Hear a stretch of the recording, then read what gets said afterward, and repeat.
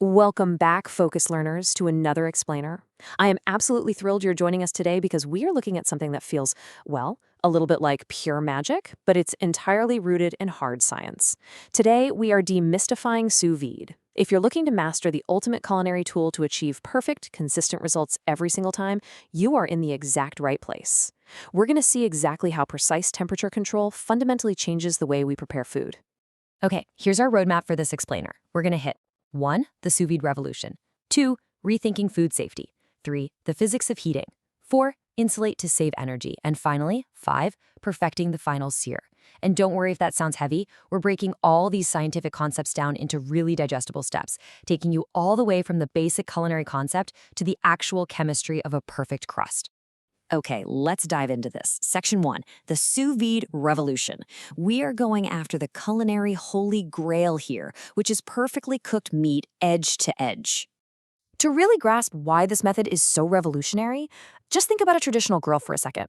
When you throw a thick steak onto a grill, you're blasting it with temperatures well over 1,000 degrees Fahrenheit, right? And your goal is to get the absolute center of that steak to a nice medium rare 120 degrees. But by the time that intense heat actually penetrates to the middle, literally everything between the center and the outside crust is completely overcooked. You end up with this gradient of dry, gray meat. But when we use a sous vide setup, which by the way is just French for under vacuum, it completely changes the game. By vacuum sealing the food in a pouch and submerging it in a precise water bath set to exactly 131 degrees Fahrenheit, or 55 degrees Celsius, the heat gently transfers until the entire piece of meat reaches exactly 131 degrees. Because the environment itself is never hotter than your target temperature, it is physically impossible to overcook the edges.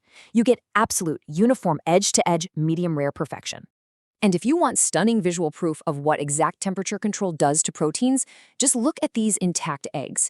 They were all cooked for exactly 75 minutes. The only variable that changed was the temperature of the water bath, ranging from 136 to 152 degrees Fahrenheit. Notice how a shift of just a few degrees completely transforms the entire texture? That happens because proteins denature, meaning they unfold and change their structure at incredibly specific temperatures.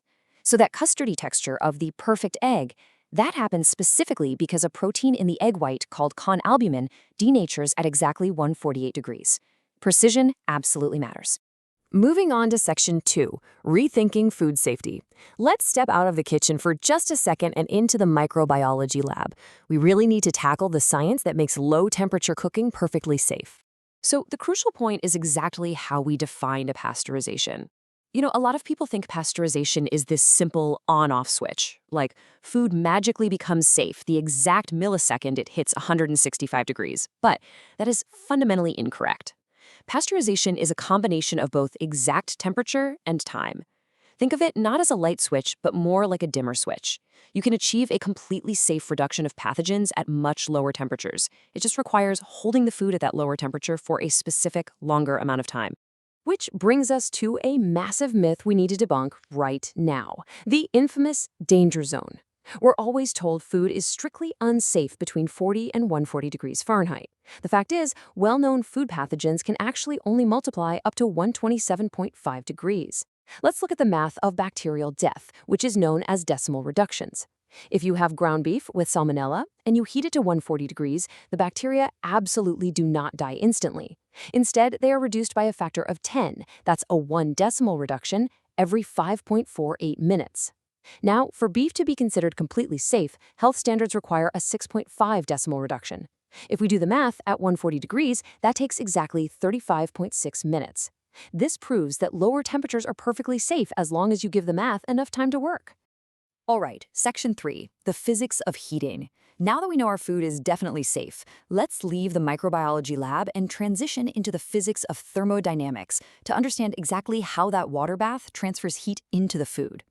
And this brilliantly illustrates the real-world difference between two common sous vide setups, circulators versus smart probes.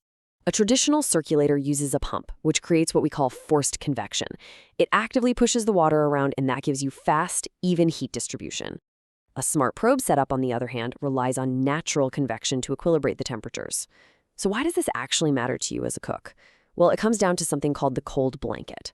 When you drop cold food into uncirculated water, a layer of local cold water immediately forms right around the food, completely insulating it from the heat.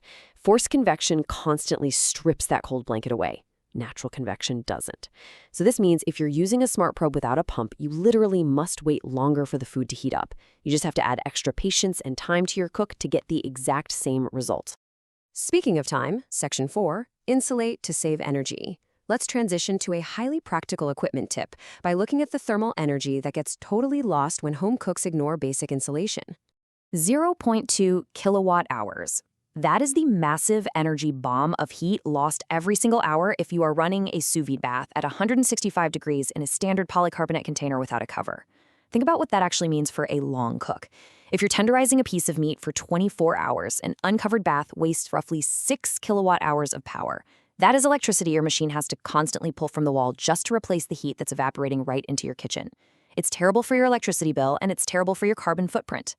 So the takeaway here is incredibly simple but absolutely vital. Always, always cover your sous vide bath to trap that thermal energy. And finally, Section 5, perfecting the final sear. Let's bring this explainer straight back to your kitchen table. Sous vide is amazing for internal temperature, but it fundamentally lacks one thing, a crust. We really need to discuss the chemistry of flavor and why low-temperature cooking desperately needs high heat at the very end. Let's move to and see how this builds that perfect finish. You see, the flavor of cooked meat comes from a really complex interaction between amino acids and reducing sugars, which is known as the Maillard reaction. But this reaction requires serious heat. Step 1 is absolutely critical. You must remove the meat from the pouch and dry the surface completely with paper towels. Any surface moisture is just going to boil and create steam, which completely prevents browning. Step 2 is applying shockingly high heat. We are talking about a butane blowtorch burning at over 3,500 degrees Fahrenheit or a heavy skillet with smoking hot oil between 400 and 500 degrees. And step 3 is to sear rapidly, just 5 to 30 seconds. Because your meat is already perfectly cooked inside, you only want to trigger that Maillard reaction on the outside without letting the heat penetrate and ruin that gorgeous edge-to-edge perfection we worked so hard for.